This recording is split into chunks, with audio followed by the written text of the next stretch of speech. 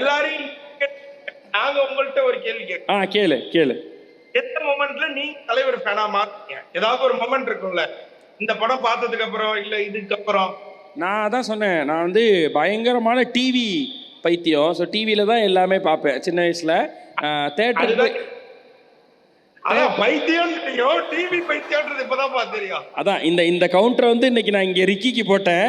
இந்த கவுண்டரை நீ எனக்கு போடுற. நான் வர வர ஒன்ன மாதிரி யோசிக்க ஆரம்பிச்சுட்டேன். அதுதான். ஸோ டிவியில தான் எல்லாத்தையுமே பார்த்துருக்கேன். தலைவரோட படத்தை எல்லாத்தையுமே டிவியில் பார்த்து கேடிவியில் பார்த்து வெறியேற்றிக்கிட்டேன்னு தான் சொல்லணும்.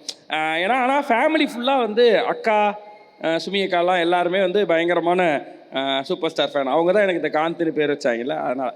ஸோ அதுக்கப்புறம் அவங்க கொடுத்த பில்டப்பில் தான் ஃபஸ்ட்டு சூப்பர் ஸ்டார் ஃபேன் ஆகிறேன், அவரை பார்க்குறதுக்கு முன்னாடியே. அதுக்கப்புறம் அவரை பார்த்து எல்லா படங்களையும் பார்த்து அதுக்கப்புறம் டிவியில் அவர் படம் வந்தாலே மிஸ் பண்ணாமல் பார்த்து அப்படியே வளர்ந்தேன். Yes, super.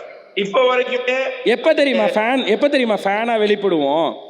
அவரை பற்றி யாராவது தப்பாக பேசுகிறப்ப சண்டை போட ஆரம்பிப்போம்ல, அப்போ தான் உண்மையிலே நம்ம இவ்வளோ பெரிய ஃபேனா அவருக்கு அப்படின்னு நமக்கு தெரியும். அப்படி வந்து நான் 8ஆம் கிளாஸ்லேருந்தே சண்டை போட ஆரம்பிச்சிட்டேன். எல்லா இடத்துலையுமே இந்த பேரை வாங்கிட்டேன். இந்த விஷயத்தில் மட்டும் இவங்கிட்ட சண்டை போடாதீங்கடா அப்படின்ட்டு. ஸோ அப்படிதான்.